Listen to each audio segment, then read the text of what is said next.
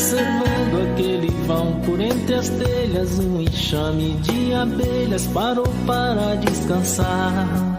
Me deu vontade de contar como é que eu faço quando me bate um cansaço e eu paro pra aliviar.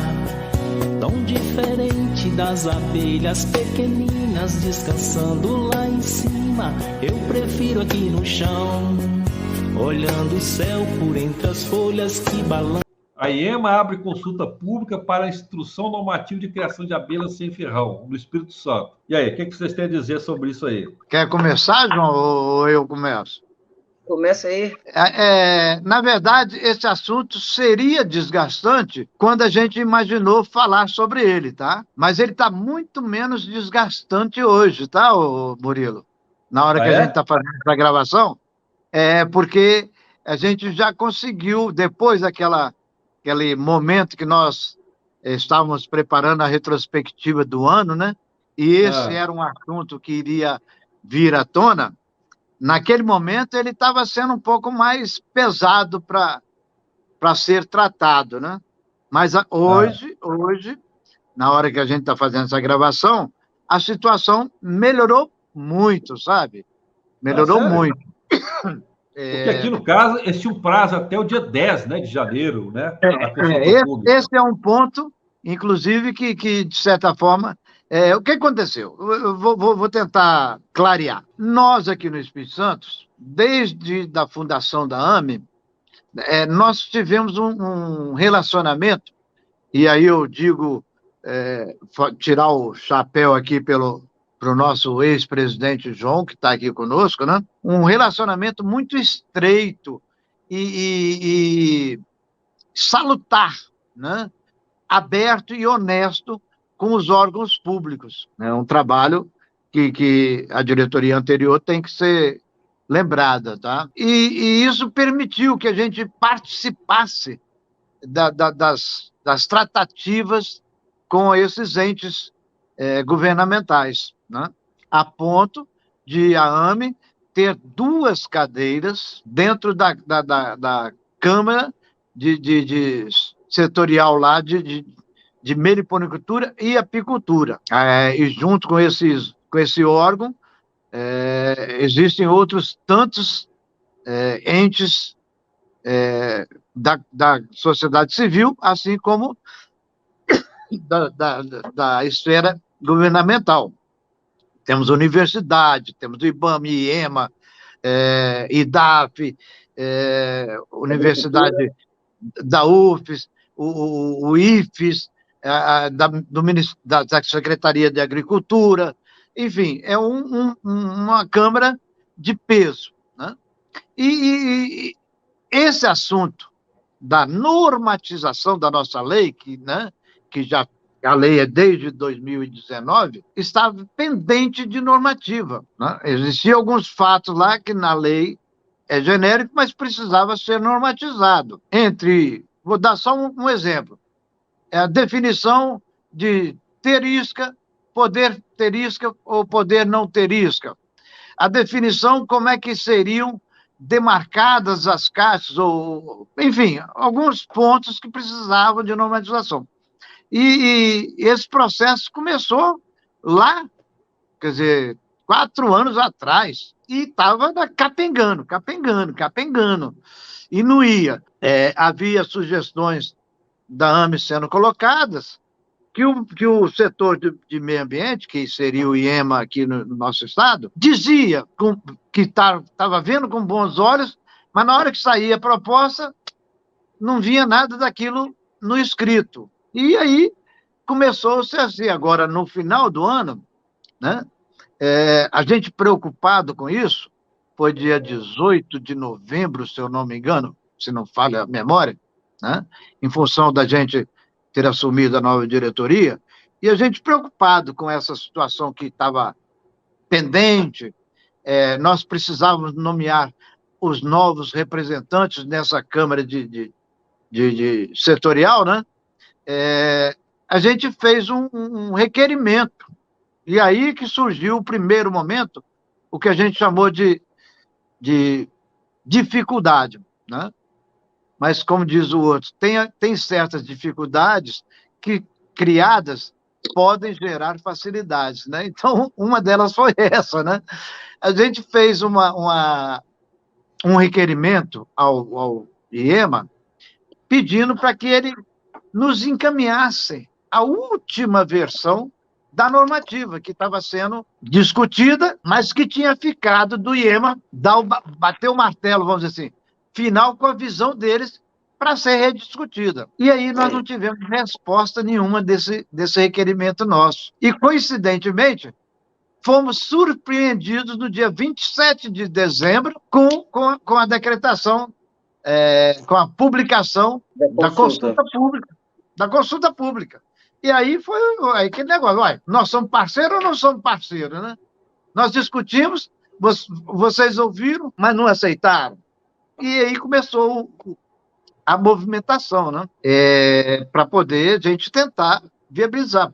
Até porque o prazo que foi dado, do dia 27 de dezembro até o dia 10 de janeiro, quer dizer, 15 dias para uma consulta pública, eu acho que é pouco demais, né? Visão para Dailton, né? E ainda no dia 27 de dezembro até o dia 10 de janeiro, quando você não está olhando para documento, você não está levantando nada, se você pudesse nem abrir a internet, você abria. Então, aquilo nos trouxe algumas interrogações, né? Qual foi a fundamentação para que pudesse ser acontecido? Mas, como eu falei, de todo esse processo, a gente imediatamente questionou o órgão, né? Por que daquela publicação de assim e tal, e ponderando a situação. E aí já vamos dizer assim, já estreitamos os laços, porque aí eu quero fazer um registro aqui oficial. Dentro do setor ambiental lá, tem uma pessoa, né, que é a chefe do setor de fauna, que tem sido uma aliada ou uma busca assim, de estreitar os laços, né? Eu não estou entrando no mérito das convicções pessoais, porque aí a gente também não conhece a ponto de ter, mas tem demonstrado uma articuladora para que a situação seja sanada, né?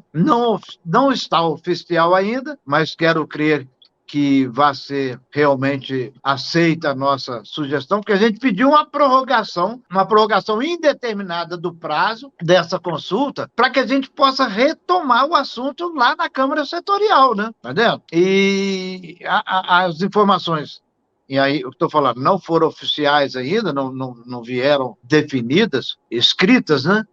Mas que estão realmente já querendo alterar o prazo, né? Vão aceitar o pedido de alteração do prazo, e ainda de que estabelecer que esse prazo que vier a ser dado, novo prazo que vier a ser dado, sirva de realmente consulta só, para que esse assunto volte a ser discutido um pouco melhor na Câmara Setorial. Então, de certa forma, quando a gente passou o assunto para ser colocado aqui como debate aí da retrospectiva, naquele momento era um assunto que eu acho que estaria mais inflamado, né? Mas estou vendo com bons olhos essa situação, e aí eu quero dizer que agradecer aqui os associados da AMB, porque a gente criou um grupo para discutir o assunto e estamos evoluindo muito bem nesse conceito. O João, inclusive, faz parte desse grupo. Se quiser fazer algum adendo aí, João, algum complemento. Assim, eu gostaria de começar falando, né, o primeiro ponto é que o órgão, né, o Instituto Estadual do Meio Ambiente, ele não é vilão, pelo contrário, né, tem sido parceiro mesmo, e o que acontece, o tempo passa, as coisas vão acontecendo, as pessoas vão mudando, né, e as circunstâncias mudam. Então, em determinado momento, pode ter havido, sim, alguma quebra de comunicação. mas a relação sempre foi tranquila, sempre construímos juntos, né? Eu falo isso assim de cadeira, porque, literalmente de cadeira, porque além de eu ter participado na época que foi escrito, de alguma colaboração na lei, eu também participei, eu era do grupo de trabalho, né? Eu sou do primeiro grupo que fez o primeiro rascunho dessa instrução. Então, eu acompanhei assim, o processo. Só que, com o decorrer do tempo, aquela equipe inicial mudou bastante, né? Teve mudança dentro dos nomes da AME dentro do grupo, né? Posteriormente, teve mudança literalmente na diretoria, na presidência da AME, e o mesmo aconteceu do lado de lá. Determinado técnico ambiental foi substituído, mudou o diretor, né? Então, as coisas aconteceram assim, né? E com isso acontece o natural de novas visões, né, João? Gente nova vem com visões diferenciadas, né? Então, é natural. O que aconteceu? Havia aquele primeiro rascunho, e dentro desses rascunhos existiam algumas opiniões, né, da AME, individuais dos participantes, tal. E algumas dessas sugestões, quando mudou a equipe lá, elas ficaram meio que para trás. Ou seja, o coletivo, o que foi o coletivo, saiu, e algumas proposições pessoais ou da AME que deveriam ser estudadas antes de publicação dessa minuta, não entraram, tá? Mas, assim, a gente não bota como má fé e nem como um órgão como vilão. Então, eu acho que é perfeitamente ajustável. E são pontos, assim, se vocês que são de fora e não conhecem, bastante interessantes, porque ela também tem essa separação, né, que tem sido ocorrida aí em vários lugares, da zootecnia, da criação mais comercial da criação conservacionista, né? Essa instrução, essa lei estadual, ela está fazendo essa separação em termos de categoria do criador, ou você, não é que você é conservacionista comercial, você é livre da autorização de manejo até 50 enxames, a partir de 50 enxames você é comercial pequeno, médio ou grande, dependendo da quantidade de enxames que você tem, seja 50, 500, você vai se encaixando ali. E, na época, a gente estava discutindo, por exemplo, com uma grande confusão danada, que é o ninho isca, que realmente é um assunto amplo, não é simples como pode parecer, né? Tem muitas questões entrando aí nessa coisa de ninho isca. Havia, da parte da AME, o interesse que todos pudessem ter o ninho isca, porque o ninho isca é a forma mais simples, básica de um criador que não quer ser comercial, ele quer ajudar, ele quer ter as abelhas lá que tem no terreno dele, no quintal dele, no sítio dele, então ele põe a isca, alguma que precisar de espaço vai lá, ocupa, ele vai ter apenas alojando as abelhas que já são de lá em ninhos novos para elas.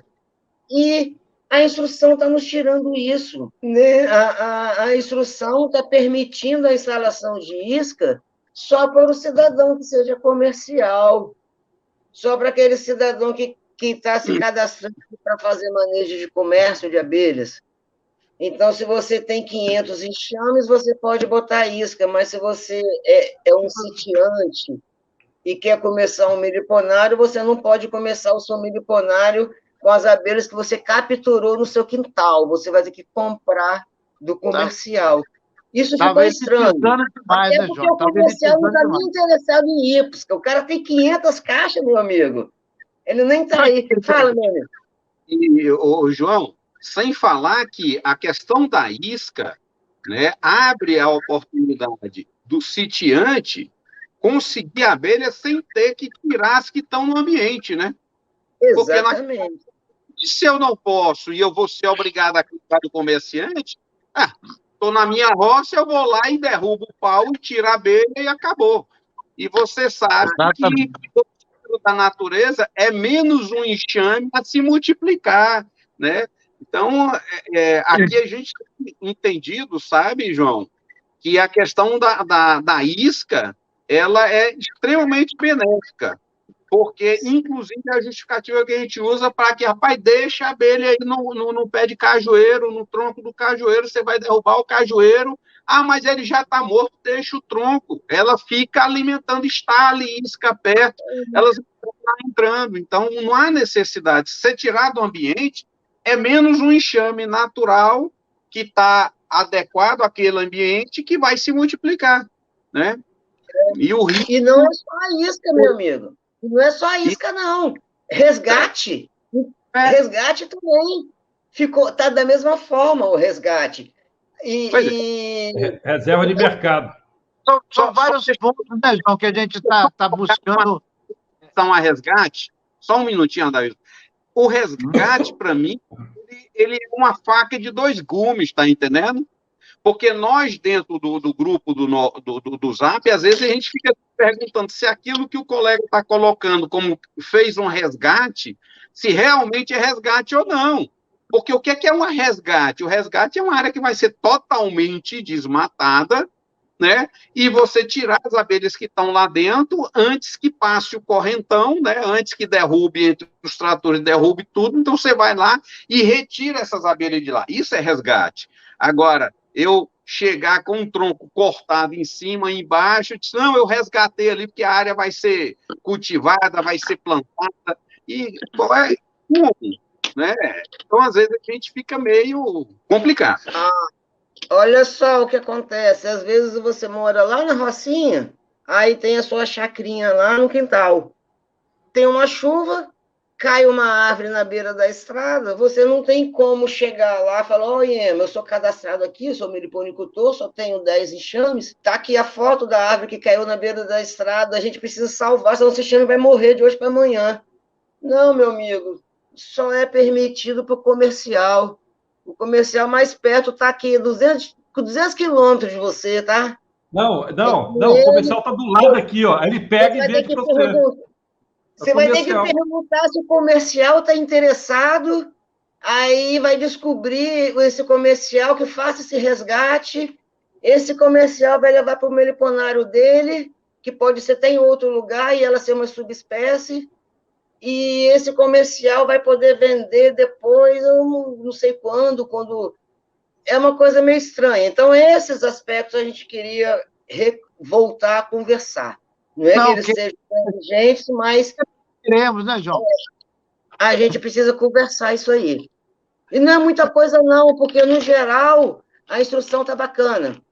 Tirando a questão do excesso de documentos, mas isso é inevitável, porque o órgão público tem seu critério para licenciamento para várias espécies, para várias atividades, ele não pode ficar fazendo uma coisa muito específica e simplificada só para a meliponicultura, a gente tem que entender isso aí também. Tirando essa questão da isca, mais alguns aspectos assim, que não são tantos, é interessante, não é motivo de desespero achar que vai ser um caos, uma bomba, não, na minha opinião, apesar de que algumas pessoas estão colocando como assim fosse. Mas a gente respeita a opinião de todo mundo. Eu quero até complementar, né, que essa ação que nós resolvemos tomar, tanto de questionar o órgão, né, ação que a gente aqui conseguiu até uma matéria jornalística para poder abordar o assunto, né, e acaba que esse bate-papo nosso aqui vai servir também, uma hora alguém vai ver isso aqui, né? Não se trata de nenhum pensamento corporativista, tá? Eu quero que fique bem claro isso. Não é porque a Associação de Meliponicultores do Espírito Santo deseja que seja assim, né? E ela, sim, ela está ouvindo os seus associados quais são as melhores formas da gente trabalhar essa instrução normativa, né? Assim como o próprio EMA, né? Ela está preocupada não só com seus associados, né? Porque a IN irá afetar ou ajudar, né, da forma como ela vier a ser finalizada, né? Ela poderá ser um fator de apoio, assim como pode vir a ser um fator punitivo, né? Então, nós estamos defendendo que ela seja um fator de apoio, não só para os associados, mas para todos os meliponicultores, porque nós conhecemos, a AME, se tiver hoje, a AME não detém 10% dos meliponicultores do Estado, e ela seria capaz de dizer tem que ser assim? Não, não. Ela quer trabalhar isso em conjunto com aquilo básico que o órgão ambiental precisa, mas permitindo que as coisas aconteçam dentro de uma realidade do meliponicultor, quer seja do conservacionista, quer seja do comercial, quer seja do tradicional, quer seja embora a legislação para o indígena seja um pouco mais diferenciada, mas que sejam colocados todos os meliponicultores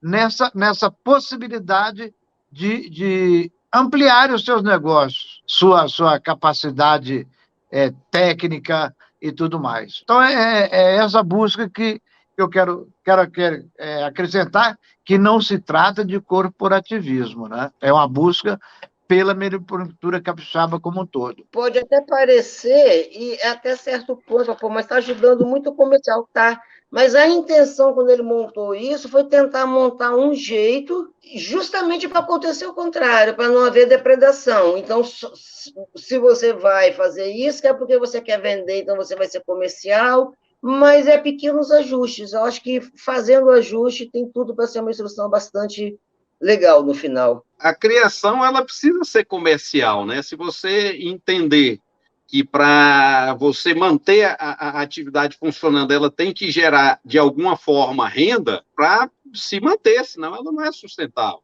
Por que o cara que é dispensado do licenciamento também não pode vender? Você não tem como achar uma fórmula dele também poder vender? Olha, eu posso ter até 50, sem necessidade daquela burocracia de coisas que eu tenho que cumprir para ser registrado como comercial. Mas com uma nota fiscal simples, avulsa, se eu não quero chegar aos 50, e quando eu chegar a 10, e dos 10 eu passar a 20, eu não poderia vender essas 10, entendeu? E talvez comprar outras 10 de outra espécie, alguma coisa assim. Por que você me impede de, como pequeno dispensado de autorização de manejo, também não comercializar de alguma fórmula? Eu sei que às vezes é difícil, burocraticamente, legalmente falando, mas é esse caminho que a gente tenta chegar. Eu acho que também tem que ser pensado basicamente, João, na questão sanitária, né? O pequeno, o médio, né? Que ele tenha nos órgãos governamentais o apoio para esse traslado de abelha para lá ou para cá. Lógico, nós estamos falando de abelhas de dentro das suas ocorrências naturais, né? Através do GTA, que não se faça nenhum transporte de abelhas sem ter o órgão sanitário ciência do que está acontecendo, né? Eu volto até a complementar. Nós não podemos elitizar a meliponicultura, sabe? Nós temos que dar condições para que os que estão permaneçam e os que não estão entrem na meliponicultura. E a nossa maior preocupação quando a gente está tentando alterar um pouco a normativa, é exatamente permitir que o pessoal saia da clandestinidade. Sabe por quê? Porque a gente percebe claramente hoje que o percentual de pessoas que pedem o registro nos órgãos competentes é ínfimo. Agora, por quê? Porque não confiam no órgão ambiental ou no órgão regulador, ou está com medo de vir aí uma taxação, uma burocratização muito grande. A AMA Espírito Santo tem buscado incentivar as pessoas que se regularizem, né? Porque quanto maior o número de pessoas regularizadas, quer seja associado, quer não seja associado, não estou entrando no mérito, volto a dizer, de corporativismo nem nada, tá? Mas se nós tivermos uma cadeia de meliponicultura hoje, com um registro de 30, 40 pessoas, eu não conheço esse número, mas eu acredito que não passa disso, né? Mas se a gente tiver uma cadeia em que o governo do Estado chegar lá e falar, não, nós temos aqui 3.500 meliponicultores cadastrados e registrados nos órgãos ambientais. Olha a força para qualquer pedido ou qualquer reivindicação que venha a ser feita por essa coletividade. Então, essas situações a gente também tem que pensar. E a norma, se for muito restritiva, vai fazer com que esse pessoal se esconda mais ainda, né? Adailton, a regulamentação do CONAMA, ela diz que acima de 50 precisaria cadastrar. Agora, abaixo de 50, você cadastra se você for realizar comércio. Eu acho que isso é extremamente simples, né? Então, quer dizer, eu penso que o ideal aqui nos estados você tenha essa possibilidade, né? Quer dizer, se eu tenho menos de 50, mas eu tenho interesse de comercializar produtos da meliponicultura, então eu preciso estar com o meu meliponário cadastrado. Por quê? Porque qual é o objetivo do cadastro? É o policiar? Não, mas você ter um certo controle de quem está exercendo a atividade para que você possa acompanhá-lo, assisti-lo, inclusive para que você tenha esses números do ponto de vista de planejamento, de ações para o Estado, para a própria meliponicultura. Como você diz, se eu tenho 30 cadastrados, o governo pode virar e dizer, para que eu vou fazer uma ação voltada para a meliponicultura se eu só tenho 30 criadores cadastrados, né? Então, quer dizer, o cadastro... Para que eu vou criar um PSA, um pagamento de serviços ambientais, para 30 pessoas? Não, na hora que eu tiver 20 mil, 10 mil e tudo mais, eu vou ter oportunidade para isso. Então, quer dizer, são essas coisas que, às vezes, o meliponicultor também não enxerga, sabe? Por quê? Porque está preso naquele conceito de multiplicar a abelha e vender a abelha, multiplicar a abelha e vender a abelha. Mas eu acho que... Isso funciona até bem para a questão de política de conservação, né? Para evitar com que você comece a tomar decisões que acabem interferindo no seu meliponário. O pessoal sabe que naquela região tem criadores que estão ali e determinadas decisões você pode tomar, você pode acabar prejudicando os criadores. Essa é uma das importâncias do cadastro, inclusive. E você imagina, se nós tivéssemos esse cadastro dentro de Teresina, você teria uma facilidade muito maior do centro de zoonose na hora que fosse pulverizar veneno para dengue, né? Do fumacê passar. Hoje, existe uma certa articulação porque nós, meliponicultores, entramos em contato com o superintendente da zoonose, que é um médico veterinário, que é uma pessoa sensível para a causa, e disse, opa, não, peraí, realmente, isso é sério. Então, o que é que ele faz? Ele anuncia, né, para o grupo aonde irá passar o carro do fumacê, para que os meliponicultores possam fechar suas colmeias, possam tomar as suas precauções para não ter muito prejuízo. Mas mesmo quando eu fecho a minha colmeia, cara, é um prejuízo absurdo, né? Das regiões onde já passaram 3, 4, 5 vezes o fumacê, por causa de índice de mosquito de dengue, e das regiões que só passou uma vez, né? Os prejuízos são muito menores para os meliponicultores. E tudo isso é articulação, é planejamento, e a gente tem que fazer isso em cima dos dados. E os dados precisam através dos cadastros. De repente, De repente pode aparecer um vírus, uma bactéria complicada, um besouro, um predador, um problema, que se você sabe onde estão os criadores, onde estão as abelhas, você consegue rastrear o problema, você consegue isolar o problema e resolver. Agora, se for tudo assim ao léu, realmente fica à mercê do destino, não dá para ser assim, né? Não dá para ser assim.